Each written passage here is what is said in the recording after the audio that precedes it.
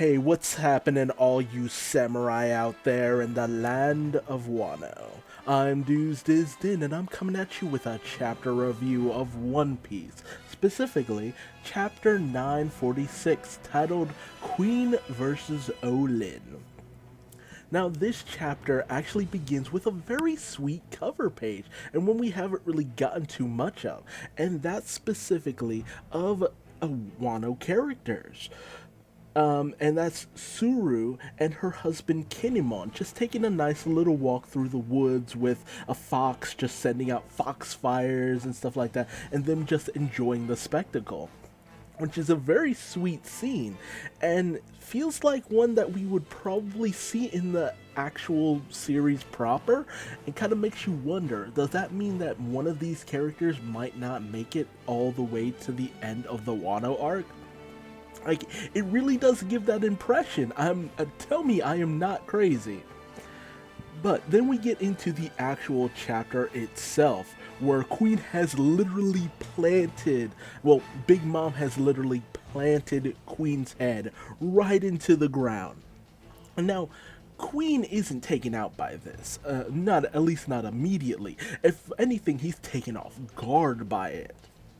But naturally, everyone's completely stunned and shocked that Queen was taken out so easily. And when Old Man Hio is just like, who is that old lady? Luffy is the one to actually explain, which is very rare. Normally, Luffy isn't the one to explain who people are to others, but he explains just like, that's no old lady. Meanwhile, O-Lin is just takes Queen in his Brachiosaurus form and just starts twirling him around the entire courtyard. It's absolute insanity the way she's doing this. Just twirling him around, just causing mass destruction and havoc with Queen's body. And then proceeds to throw Queen, just yeet him right off into the distance. And that actually ends up being the thing that saves Killer and Kid from drowning, as it destroys a big chunk of the entire courtyard, destroying the torture device for Queen and Killer and Kid, freeing them. Udon is completely damn near destroyed, and not only that, it actually destroys the cell that Kawamatsu is in. And a lot of the guards comment on this, but because it seems like everything collapsed in on the cell, they think that whoever was inside, because some of the guards are actually newer and don't even know who was even in the unopenable cell, because it was rusted shut. Not even a key could truly unlock it. But it's destroyed, and they just assume whoever was in there is dead. But knowing Kawamatsu being one of the 9 red scabbards, there's no way he's just dead from something like that. He's definitely been freed, which makes it a mite bit convenient. But, Queen is basically down for the count. He reverts back into his normal human form, but they're just like, and all the rest of the guards and Queen's men, the gifters, the smiles, and all that, they're just taken aback by the fact that the old lady took out somebody worth 1.3 billion berry, but it's just like, well, she's a Yonko. That's a next level shit. And that's basically as it should be. Like, even having lost her memories and not having the full extent of her fighting abilities, at least from what we're seeing, Big Mom should still actually be able to take down Queen like this. Because if Kaido could take down Luffy at his strongest, when he was ready to go at Kaido full force, and Kaido just simply imbued his club with some haki, bam! One-shotted Luffy like it was nothing. And Luffy, a lot of people say that he's already on Yonko Commander level, but we have yet to see a point where Luffy didn't get some form of assistance, some kind of handicap against the Yonko Commander. Because when it came to certain characters, like when it came to Cracker, he needed Nami's help to put some rain on the biscuit soldiers in order to dissolve them so that, at least soften them up to the point where Luffy could just consume them more easily. When it came to Katakuri, it was only because Katakuri, in an honorable the show, decided to just impale himself on his own trident, in order to weaken himself a bit to make them on even playing field. And it's only because Katakuri was actually willing to just prolong the battle. He was trying to see the full extent of where Luffy could go. He had plenty of opportunity to just take down Luffy, at least in my opinion. In my opinion, if Katakuri had just from jump just straight up gone in on Luffy full force, I don't know if Luffy could have beat him. And even when it came to Queen himself, Luffy could not get any good hits in on Queen. When he tried, Queen just threw him away like he was nothing. And and seeing how Yonko are compared on that different level, it makes sense that Big Mom could have just taken down Queen like this. And we're even shown that Queen isn't completely out of the game. He's kind of like in a bit of a daze and a bit of a stupor, but I don't know if he's completely out of the game. But when they ask Babanuki, it's just like, what should we do that now that, Big Mom is here?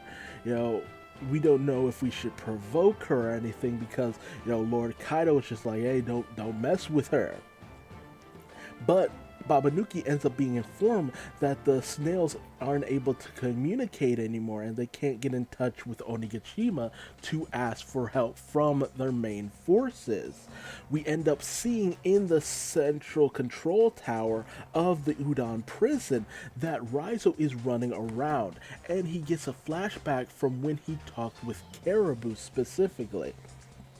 Caribou had actually been fairly observant throughout his stay in Wano, ever since he got picked up on what I think is Onigashima, that snowy section that he ended up landing in and going toe-to-toe with X-Drake. Well, not so much toe-to-toe, X-Drake kind of kicked his ass, but apparently, Caribou had actually gotten information that the network of snails have one big boss snail, and they send out all these other signals for various different places. So if Caribou were to consume that one snail and just smother it, they would cut off all communications across Wano, which is what they did, at least in terms of the Udon prison. So with that, Caribou cut off communications, and then it was up to Raizo to go around and secure the keys in order to steal them and free all the rest of the prisoners, which actually becomes very much a non-issue in this chapter, because every single thing that Raizo would have really needed a key towards is basically done for him.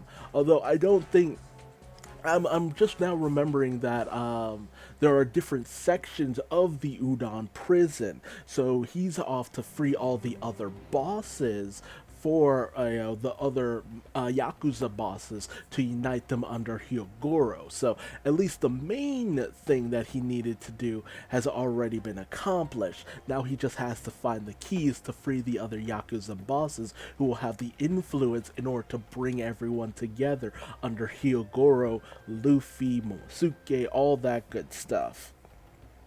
So, I guess Raizo's mission is still a go. Meanwhile, Big Mom has found the pot of Oshiruko, where Queen keeps all of his stash. And just as Big Mom is ready to just open it up and get a load of it, all the soldiers are just like, oh god, there's none left. Oh, we were devastated about telling Queen about it, but Big Mom finding out this is the worst case scenario. And then when she looks in the pot, sure enough, there is no Oshiruko whatsoever. And the forces of Kaido start freaking out. No, her hunger pangs are legendary. Let's get out of here. Every man for himself. Her fury will be unleashed. This is worst case scenario. And Luffy, Luffy, excuse my language, but it's the only thing that comes to mind for what Luffy does here. Luffy goes full retard. Now, this is a term I picked up from Tropical Thunder, and I'm sorry to anyone who feels offended by this, but Luffy goes full retard. And it's just like, he just outright states, oh yeah, I get how you're feeling. You know, I want to have some more again too. I ate all of it and it sure was yummy. And Hyogoro's just like, Luffy, the fuck? And Big Mom just turns to Luffy like the friggin' Baba Yaga herself, ready to just grab up bad children. And all of Kaido's forces are just like, you dumbass, why would you admit to this?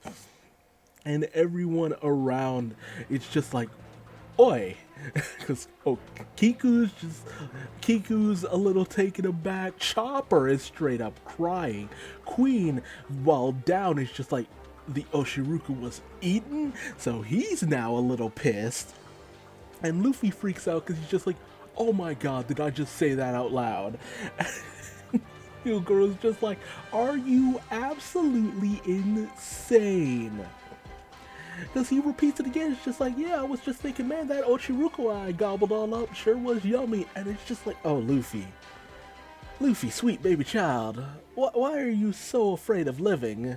And naturally, Big Mom starts just throwing punches at Luffy, just ready to take a swing at him.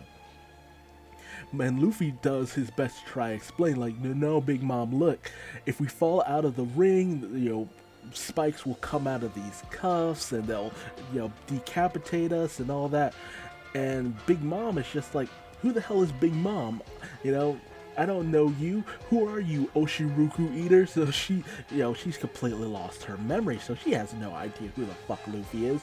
While Luffy assumes that it's because he's in his Wano samurai disguise that Big Mom doesn't recognize him. However, as Big Mom repeatedly starts to just strike at the ring, they run out of ring. There's like nothing of the ring left except this small part that Luffy and Hyogoro are standing on. And they're just like, oh god, if we take one more step, it's lights out. Meanwhile, a few of Kaido's forces try to egg Big Mom on to just do it, to just finish them off. At least that way they'll get something out of this. They'll still proceed with Luffy's execution. However, Big Mom is having none of that, and it's just like, tries to dissuade it. It's just like, no, I'm not doing this for your sake or anything like that. She is attacking them because she wanted to bring back the Oshiruku to the people of the village that fed her to the leftover town. You know, that's why she actually wanted the Oshiruku, and she was pissed because she wanted to actually repay their kindness. That's Big Mom's inherent personality coming out.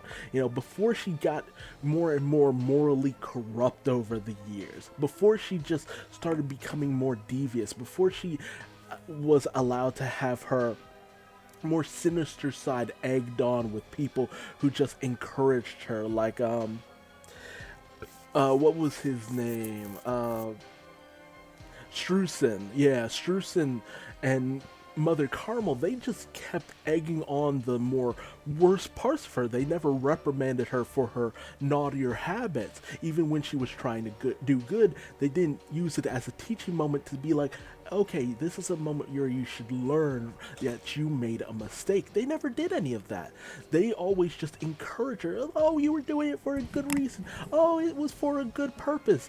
And doing that just really morally corrupted her as she gained more and more power. But this is Lin in her purest form. Doing bad things, but for very, very kind intentions, which honestly goes for a lot of things that Big Mom does, because it's not like she doesn't feed her people. It's not like she doesn't do anything like that. It's not even like she charges her people for food. You know, Joy Boy Theories was going into this as well. Lin doesn't really charge people for food or anything like that. She brings it in from places that she, you know, gives protection to, and she feeds her people, because it's not like they're starving. It's not like she gobbles everything up, and leaves nothing for her people. Her people, for the most part, are fed, happy, and healthy.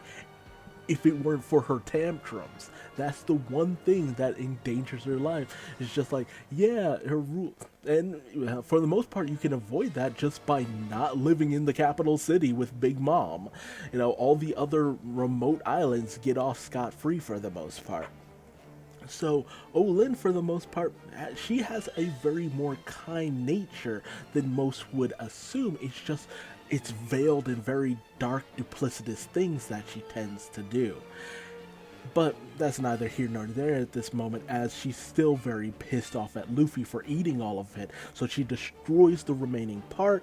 Luffy and Hyogoro have no choice, are flung into the air, their collars start to beat, ready to activate. Luffy has only a second to act, as he's not just like, I don't want Hyogoro to die, I don't want to die here either, so he uses his power to just use a very similar technique that Silver's Rayleigh did. He managed to grab both of the collars, rip them off, and fling them into the air where they explode, which is weird because I thought spikes came out of them, not exploded. But he manages to use this advanced form of armament hockey that Silver's Rayleigh showed off when he first showed up to free Cammy from that slave collar, and I was so taken aback by it because I'm just like, oh shit. But I want a deeper explanation about this, because it's just like, what actually did he do? Because he crushed the iron and he was able to free himself from it by throwing away the collars, in a moment of desperation, because, Hyogoro and others, even Katakuri said, great hockey is forged within the fires of combat, in stressful situations. And so now Luffy is still able to run and dodge from Big Mom, but Hyogoro realizes this is the perfect opportunity. That feeling you feel now, don't forget it. You need to forge it. You need to progress further from here on out. Strength blooms in adversity. So Hyogoro declares that he will stand in the path of this raging Yonko in order to allow Luffy to get more training in. That he will stand there and take whatever Big Mom throws at him in order to push Luffy to save him. And Luffy's just like, what? Dude, if I fail, you'll die. But Hyogoro is fully ready to accept that risk. And Luffy has no choice but to put his hands out to deflect Big Mom's attack using the advanced form of haki that he's managed to gain. In a very similar stance, as others have stated, to when the three admirals during the Marineford battle all put their hands out and were able to deflect that massive attack. We always thought, it's just like, is that also an advanced form of haki? Is that kind of force push hockey that Silver's Rayleigh showed off against that elephant on Rushkaina? So all of this is connected, this kind of force-like ability, like this hockey force, the flow of all things, and Luffy is finally ready to kind of step up. He's ready to just start implementing this because he is ready to save Hyogoro. He will never let another person die the way that Ace died, and this is Luffy's first step towards making that a reality, to finally finding the strength and power to take down a Yonko, or at least get close. I mean, I don't know how I feel about, at most, Luffy should be at least fully on, a little bit on or above Yonko Commander level beyond this, but I don't know if I want him to fully be able to defeat a Yonko at this point. It's great that he's gotten this powerful, but I don't feel like he should have an easy time taking down Kaido. I feel like at most it should be a combined effort of a possible allied forces of Big Mom and Luffy versus Kaido. But Big Mom without her memories, therefore she only has a smaller fraction of her power. See what I'm saying here? It'll make more sense that way because Big Mom's weaker because she doesn't have all the experience and training of a fully developed Big Mom. It's just regular O-Lin in her more brutal form. But now that you have a more elevated Luffy, it creates a whole kind of Yonko power to go up against Kaido's fully realized power. I feel like that would be the best way to go about taking down Kaido that wouldn't undermine the strength and power of a Yonko in general. You could take down Kaido that way without it feeling like an ass pull, at least in my opinion. At least in my opinion. But definitely tell me your thoughts in the comment section below. How did you feel about Big Mom's defeat of Queen? And how do you feel about that being used as a kind of Deus Ex? Well, I shouldn't say Deus Ex. Nah, not quite Deus Ex, but more of kind of all-encompassing plot convenience situation, as it was used as a way of freeing Kid and Killer, and not only that, also freeing Kawamatsu as well. But I like the fact that Caribou is also playing a pivotal role here. So it's very interesting. It's always interesting just to see these very outside characters actually manage to come into play as things go forward, because that's a good call by Caribou to just undermine their communication systems. Always do that. Always do that. When you're in a warlike situation here, communication is a key thing to take out of play.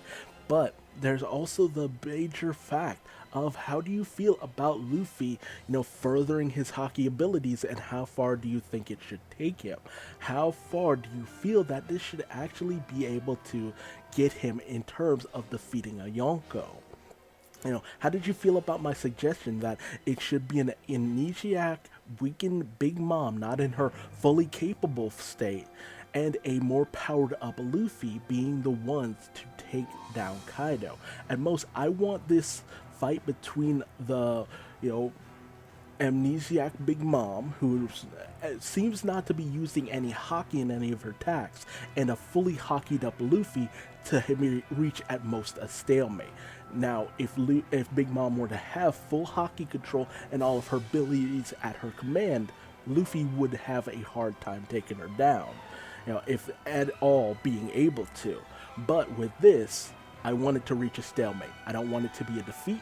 I want it to be a bit of a stalemate where at most Big Mom kind of gives up and decides she's against it. Not to mention, there's also the fact that Tama also could possibly help to ally the amnesiac Big Mom with Luffy in this situation because she cares so much for Tama. I feel like all of that will play a pivotal role in this situation, which is also the other things that other theorists have suggested out there. Sawyer, Joy Boy,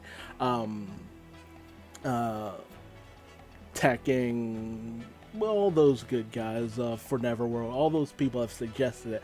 But my theory is just how that alliance will come into play.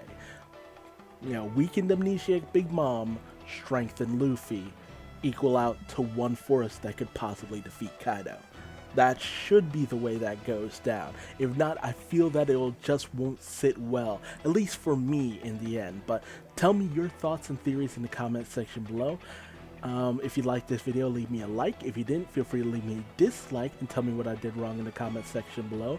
Subscribe and hit the bell icon, that way you never miss out on another One Piece chapter review. And if you want to find me on social media, just Google Duuz-Diz-Din. I am everywhere. For better or for worse, feel free to hide your children's eyes.